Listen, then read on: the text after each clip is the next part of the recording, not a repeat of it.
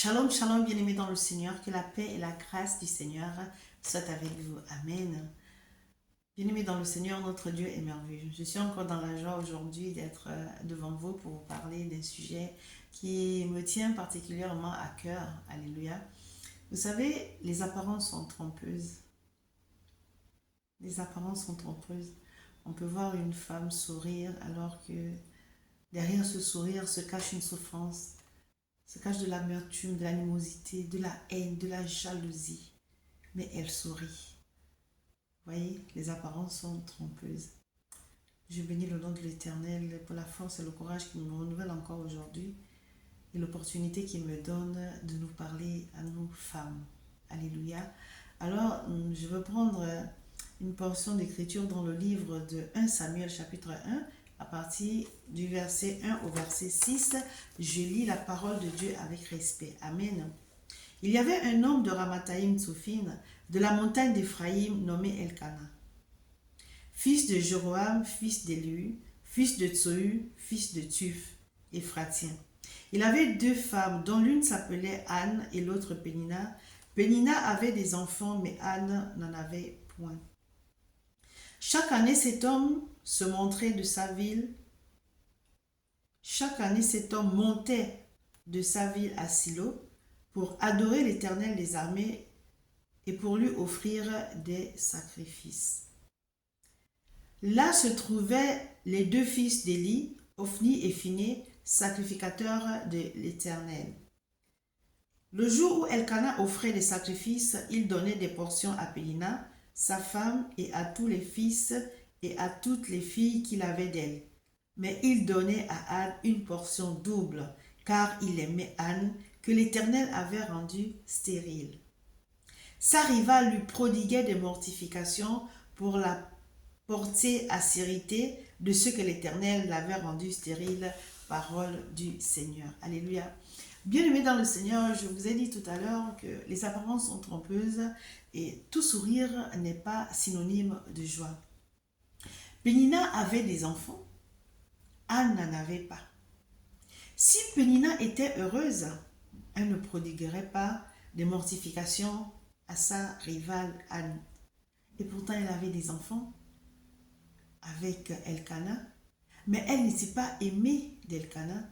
Ça veut dire que l'amour que Elkana portait à Anne n'était pas le même amour qu'il portait à Pénina. Et Pénina le ressentait, malgré qu'elle avait des enfants, mais elle n'était pas heureuse. Elle souriait, mais elle n'était pas heureuse, parce qu'elle n'avait pas l'amour qu'elle voulait de son mari. Vous voyez? Vous voyez des femmes sourire, des femmes toujours bien habillées, classe et tout, mais des fois elles se cachent dans cet habillement pour être heureuses, alors qu'elles ne sont pas du tout heureuses. Pourquoi? Parce qu'elles n'ont pas l'amour de leur mari. Même si elles n'ont pas de coépouse, elles souffrent. Pourquoi? Parce que le mari peut tout lui donner. Tu veux la voiture, je te la donne. Tu veux voyager, je te donne de l'argent. Tu voyages, tu veux faire du shopping, c'est pas un problème. Elle est heureuse? Non, elle n'est pas heureuse. Elle a tout ce qu'elle veut, oui. Mais elle n'a pas l'essentiel, c'est-à-dire l'amour de son mari. Alors pour cacher cette tristesse, elle va voyager, elle va s'habiller très bien, elle sera toujours bien mise. Mais au-dedans d'elle, elle souffre. Donc tout sourire n'est pas synonyme de joie. C'est vrai que tu n'es pas là pour raconter ta vie, mais tu souffres. Tu souffres dedans de toi. Quelque part, les deux souffraient. Mais la souffrance de Anne, on peut la comprendre. C'est-à-dire qu'elle voulait donner un enfant à son mari. Elle voulait avoir des enfants.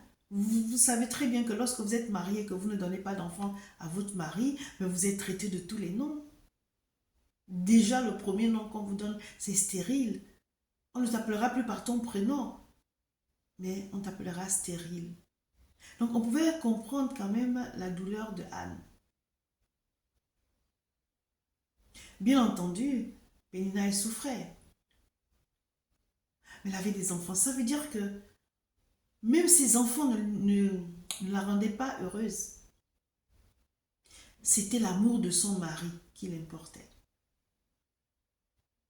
Et le fait aussi de savoir que Elkanah donnait une double portion à Anne, je crois que ça aussi, ça la faisait souffrir. Vous voyez, derrière un sourire se cache une souffrance.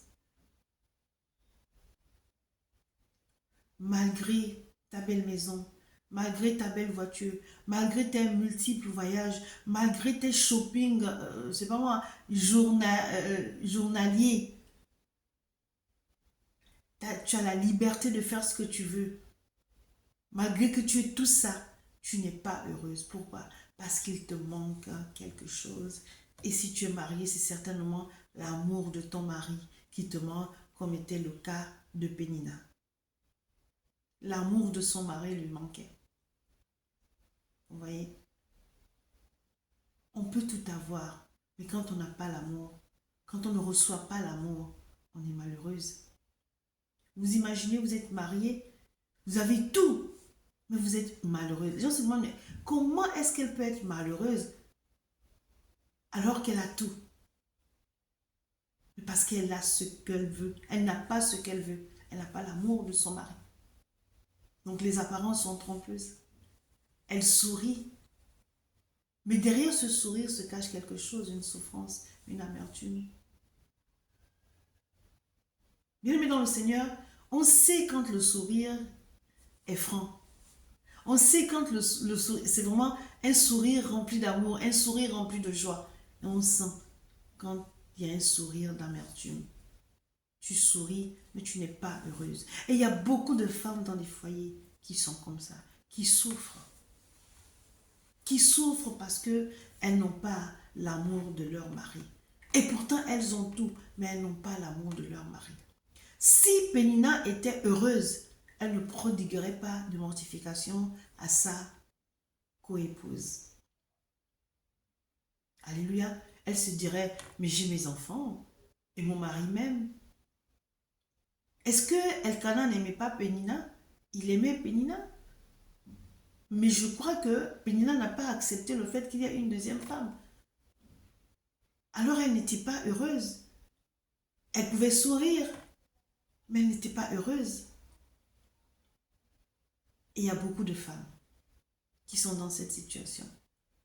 J'aimerais dire à ces femmes, accroche-toi à Dieu. Accroche-toi à Dieu. Ce n'est pas la peine de prodiguer des mortifications à ta rivale. Ça ne sert à rien. Tu vas souffrir davantage. Tu t'es pas marié pour souffrir. Tu peux créer toi-même ton atmosphère, de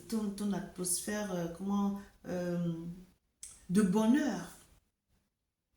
Tu peux le faire.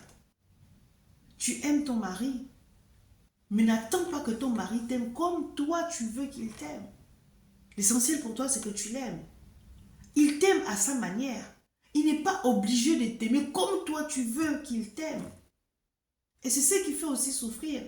Parce que tu veux ce retour-là. Je l'aime, alors il doit m'aimer comme je l'aime. Non, il doit m'aimer comme je l'aime. Il a sa manière à lui de t'aimer. Il y a des personnes qui ne savent pas dire à leur femme, chérie, je t'aime, ou appeler même leur femme par des petits noms. Ils vont toujours l'appeler par son prénom.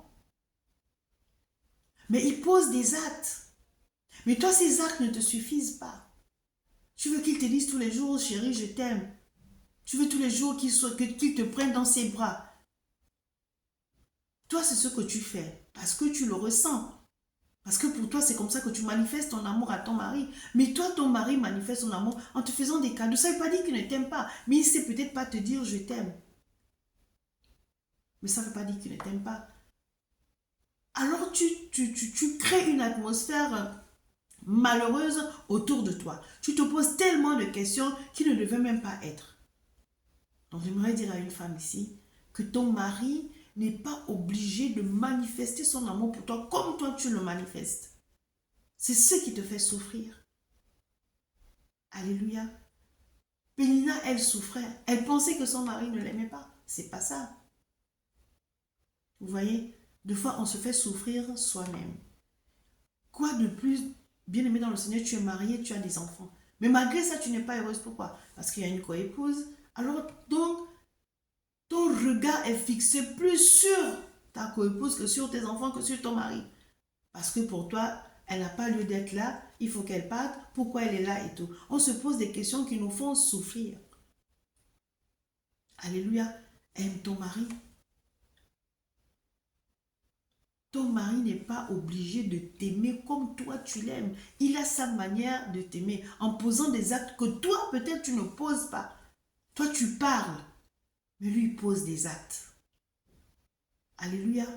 Alors femme, j'aimerais te dire ce matin que tu peux créer une atmosphère de bonheur autour de toi en faisant abstraction de ce qui se passe autour de toi.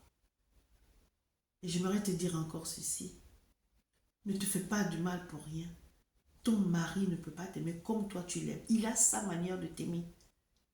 Toi, tu aimes dire des mots, tu aimes parler, tu aimes toucher. Lui, il pose des actes, il te fait des surprises. C'est sa manière à lui de te dire, chérie, je t'aime. Alléluia.